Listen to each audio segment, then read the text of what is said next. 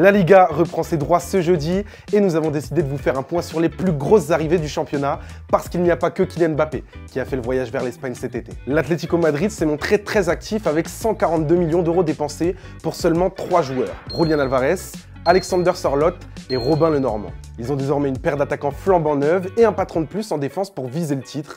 Mais d'autres recrues sont encore à prévoir côté Colchonero.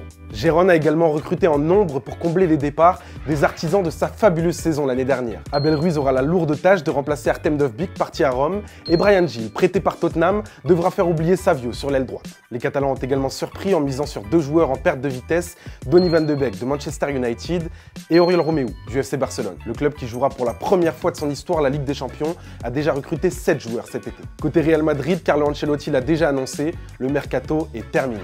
À part Mbappé, les merengues accueillent Endrick, le jeune Brésilien en provenance de Palmeiras, un transfert qui était déjà acté la saison dernière. Le Barça lui enregistre le retour d'un ancien de la Masia, Dani Olmo, l'un des meilleurs joueurs du dernier Euro, qui s'est engagé avec le Barça contre 55 millions d'euros. Le Barça espérait recruter un autre joueur flamboyant lors de l'Euro, Nico Williams, mais il devrait rester finalement à Bilbao. Pour le reste du championnat, pas d'énormes recrues, mais quelques jolies signatures tout de même. Le jeune latéral Sergio Gomez a quitté Manchester City et jouera à la Real Sociedad cette saison.